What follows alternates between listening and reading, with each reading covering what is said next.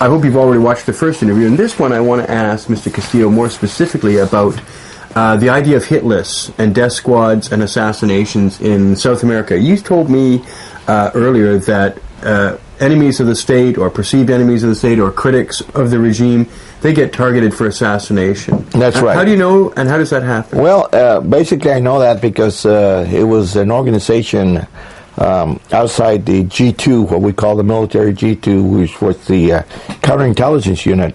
And they had an apparatus outside their unit called La Mano Blanca. La Mano Blanca is the white hand, the one that did the cleansing of anybody that went against the government. And of course, all that is supported by the CIA. The white hand meaning a dead hand? Yeah, the dead hand, yes.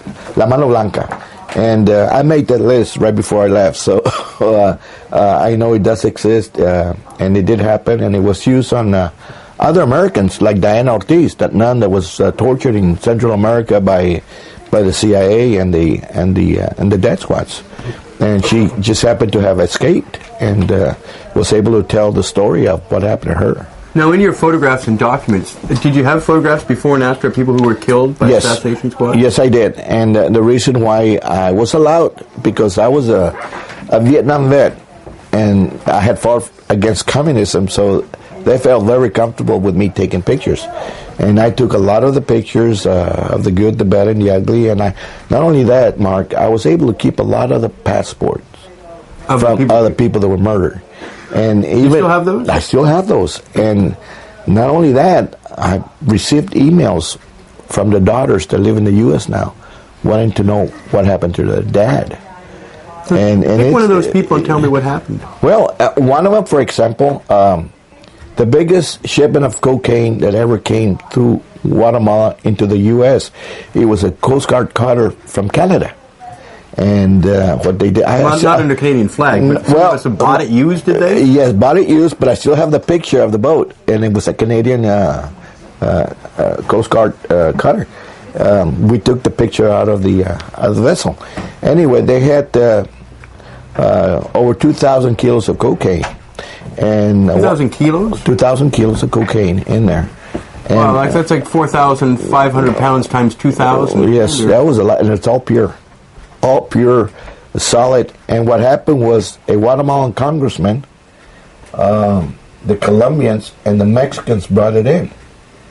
And to Guatemala? Yeah, into Guatemala. And when they got into Guatemala, we were able to catch the crew, a whole bunch of Americans that were on the boat.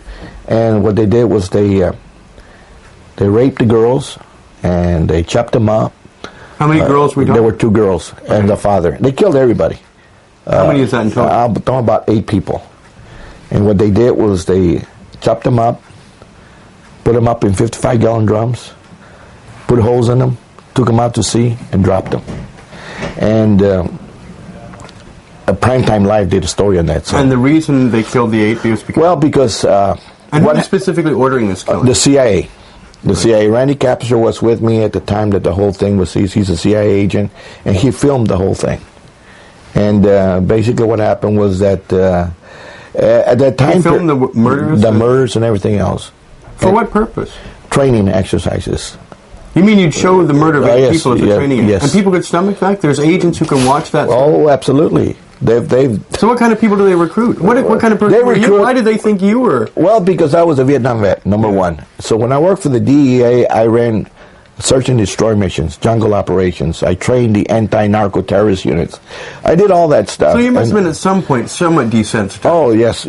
At that, one point until, I'll be honest with you, when I realized that we were the bad guys was in Peru. When I saw for the first time that the Colombians were playing soccer ball with the Peruvian military. And the banks from Lima, Peru would fly into a little village called Tingo Maria to buy dollars from the traffickers so they could take it back to the banks. And I says, oh my God, I says, what is going on here? Why, something's wrong here. And then when I got to Central America and I saw Oliver North and company running dope, millions of dollars going to Panama from Salvador that I witnessed, that I saw. Why would they go south to Panama? To launder the money. With Noriega. Noriega. Yeah. So, I was able to witness all these atrocities. Once again, I documented everything. I got the flight plans, people on board, tel numbers, passport numbers. I got everything. And, Americans, other diplomats from different Latin American countries and so forth. So, it was... So was it just drug traffickers who were involved that would be murdered to keep them, I guess, silent? What happened in Guatemala on that operation was that for the first time ever, the Guatemalan military government split. Half of it was still run by the military, and the other half was what was known as a democracy, which was also a corrupt government. So the military and the government went against each other.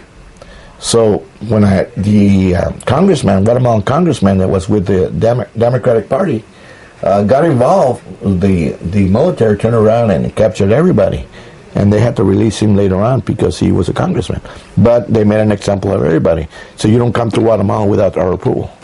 Mm-hmm. So are there just dissidents? What happens to reporters who try and report on this? They don't report. Because that's what's happening in Mexico. They've killed reporters, so now no one... Yes, I remember they still doing it, and the thing about in Mexico is a completely different issue. People think it's the cartels that run into drugs, and it's not the cartels. It's the military. Yeah. It's the military that's running the How cartels. Do they do that? Tell us what you know. Well, basically, we have a big story coming up about Mexico. Well, I know all the people involved in Mexico.